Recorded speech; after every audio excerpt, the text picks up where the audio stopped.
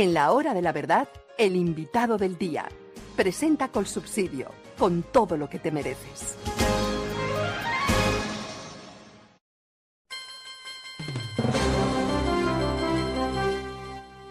Señor exministro de Estado y expresidente de la Asociación Colombiana de Petróleo y Gas, Francisco José Lloreda. Muy buenos días. Buenos días, Fernando. Es un gusto estar con ustedes. Para nosotros es un gusto y un honor, y tenemos una enorme curiosidad cada día por la crisis energética que estamos padeciendo. Y no reparamos en que tenemos gas, que hacemos grandes descubrimientos de gas, pero que no nos los dejan utilizar. ¿Cómo es esa crisis energética de Colombia? ¿Es una crisis real o es una crisis fabricada por malos gobiernos? Por un mal gobierno, expresamente hablando. Fernando, permíteme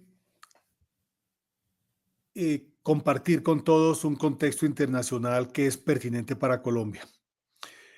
Hace unas semanas se realizó en Houston la reunión o el congreso anual más importantes temas energéticos en el occidente a nivel global. Este se conoce como CERAWeek y fueron evidentes varias cosas en ese análisis sobre la situación energética del mundo, y es que si bien hay un incremento en la participación de las fuentes de energía renovables en la generación de electricidad, incluso impensable hace unas décadas, porque hoy día alrededor del 15% de la electricidad está siendo producida por fuentes renovables, y hay un incremento en la demanda de electricidad incluso superior al crecimiento económico. Lo cierto es que cuando vemos el contexto energético más allá de lo eléctrico, el 80% de la energía del mundo continúa siendo generada o producida por las que llamamos fuentes de origen fósil, es decir, por el petróleo, el gas y el carbón, y en especial pues cobra cada día una mayor participación en el mercado global del gas natural. 80%.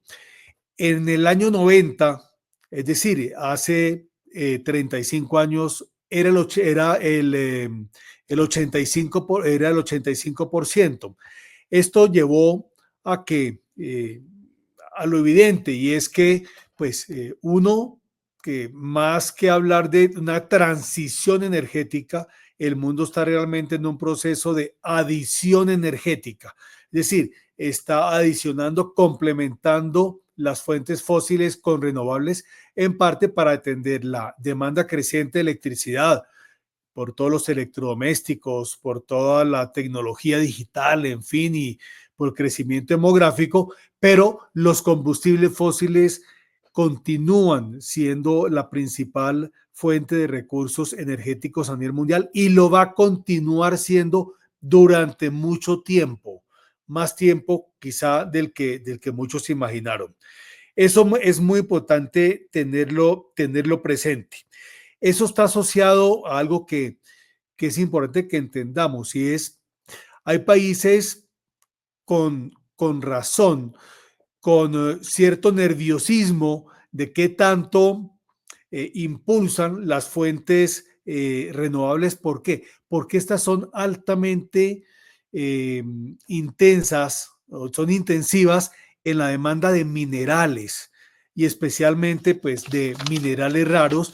Y lo que ocurre, Fernando, y seguramente muchos de los oyentes lo saben, es que el amo y señor del mercado de minerales para fuentes renovables es la China. Y la China no solo porque la China es el principal productor de lo que llaman tierras raras, que son claves para algunos insumos electrónicos, sino porque el año 2000 poco a poco se convirtió en el dueño y señor del procesamiento de minerales, dueño y señor del procesamiento del cobre, del níquel, del cobalto, del litio. Entonces, pues lo que algunos países se preguntan con razón es si van a pasar a depender del petróleo del Medio Oriente o del petróleo incluso pues de otros países a ser dependientes energéticamente de la China. Entonces, este es un factor que cada día cobra más importancia y que debemos tenerlo presente porque como lo dije, lleva a que muchos países se sientan más tranquilos todavía con una economía basada en combustibles fósiles y especialmente en el gas. Mientras todo esto pasa, en Colombia, pues lo que hemos estado viendo es, uno, y usted ya lo ha señalado, perdemos la autosuficiencia en gas natural y estamos importando gas natural no solo para la generación eléctrica, especialmente pues en la costa Caribe, sino para el consumo de los hogares, lo que explica el incremento de hasta el 36% en las tarifas de gas. ¿Y esto por qué? Porque el gas importado es más costoso. ¿Por qué más costoso? Porque es necesario licuarlo para poderlo transportar en unos contenedores especiales refrigerados a menos 260 grados centígrados, porque una vez llega a puerto es necesario regasificarlo y luego porque tenemos que transportarlo al interior del país. Entonces es un gas más costoso. Hasta hace poco el gobierno negaba la situación, la crisis del gas, y el ministro saliente de Minas y Energía lo negó hasta el último momento, mintiéndole al país.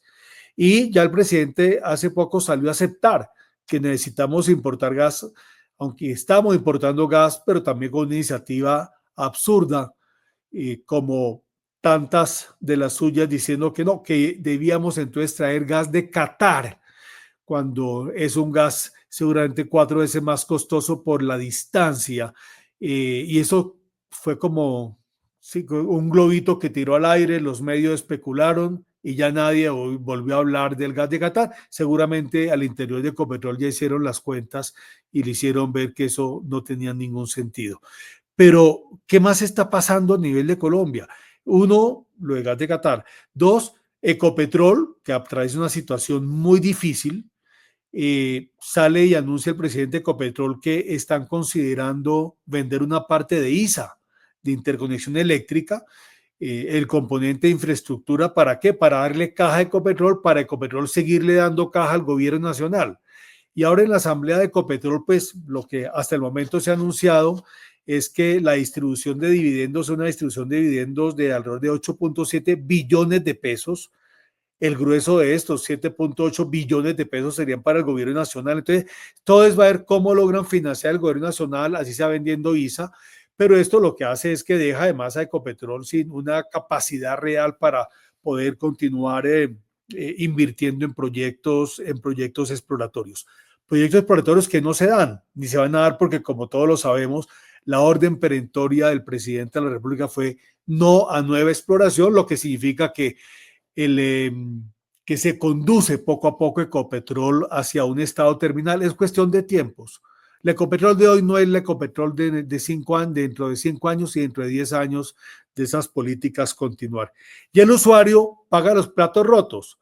Uno, con un gas que es más costoso y dos, con una electricidad que seguramente es más costosa. ¿Por qué? Porque pues Colombia, no solo a nivel de respaldo, sino que Colombia depende en las horas picos de la generación eléctrica con gas.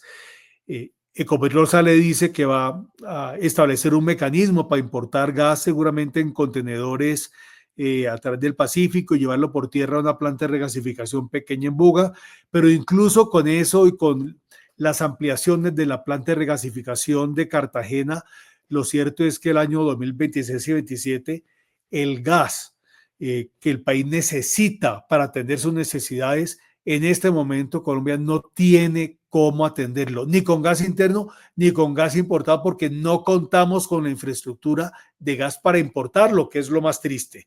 Entonces, pues ese es el panorama general y pues lo cierto es que es una crisis energética en parte anunciada.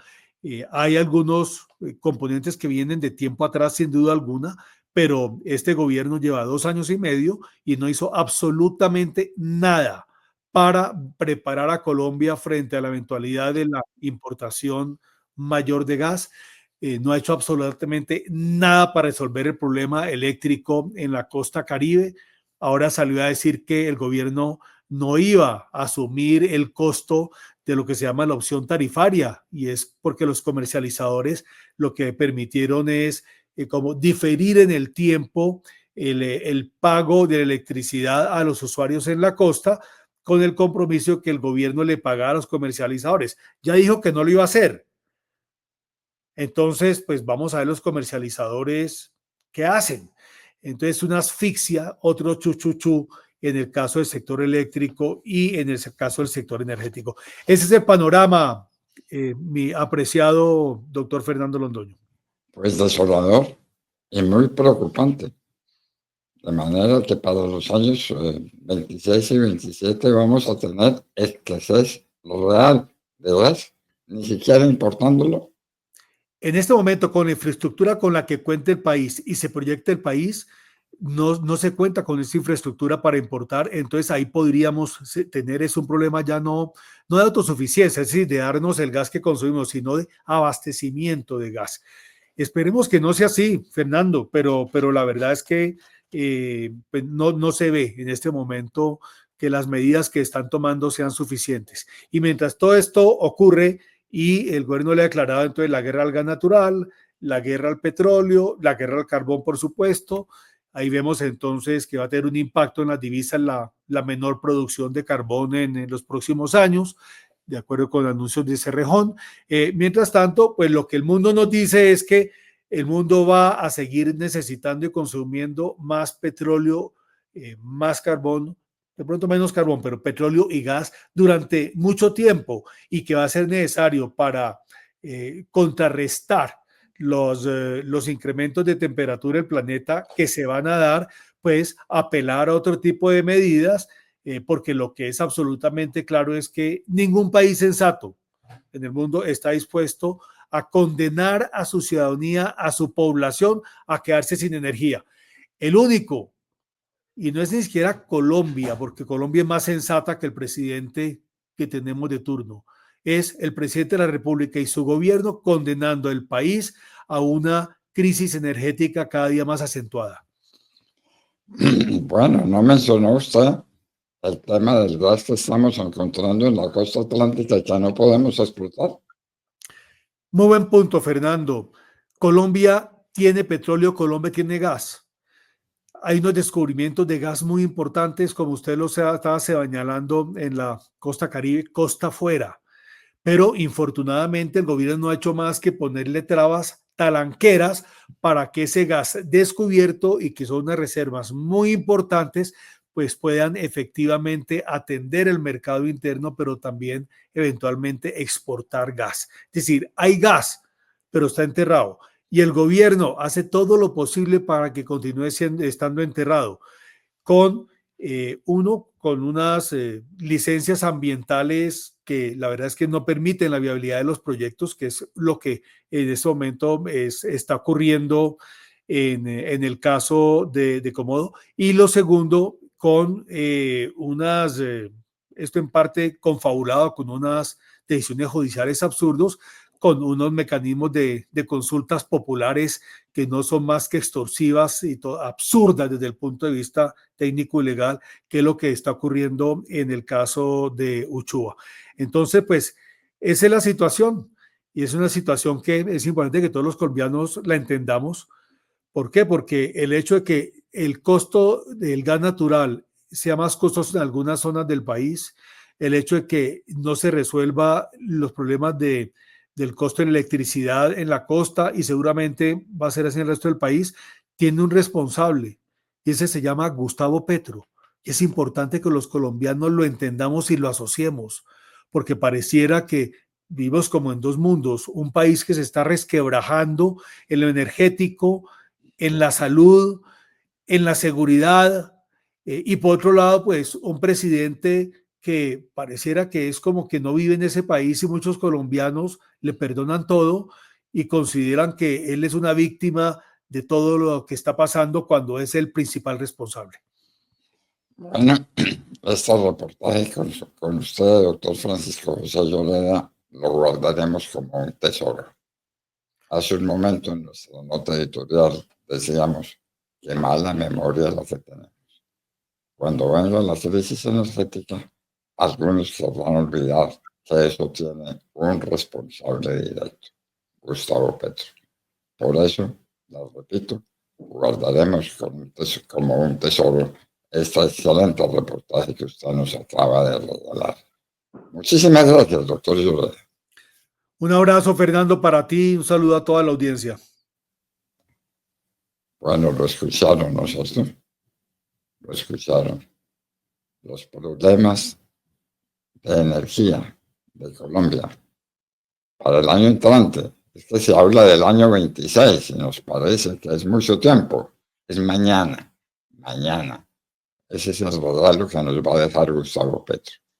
Una crisis energética de unas proporciones colosales. Francisco José Lloreda, exministro, expresidente de la Asociación Colombiana de Petróleo y Gas, estaba con nosotros en la hora de la verdad. Avanzamos, vamos al oído, ya regresamos. ¿Ya certificaste la escolaridad de tus beneficiarios? No te quedes sin tu subsidio familiar. Presenta un certificado escolar, recibo de matrícula o boletín de notas vigente para que tus hijos de 12 a 18 años puedan seguir disfrutando de este beneficio. Hazlo fácil, rápido y en línea en www.certificadoscolsubsidio.com. Juntos lo hacemos posible. Vigilados por subsidio. Aplican términos y condiciones.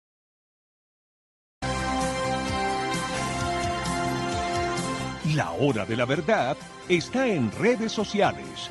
Encuéntrenos en Twitter como @Hora de la Verdad.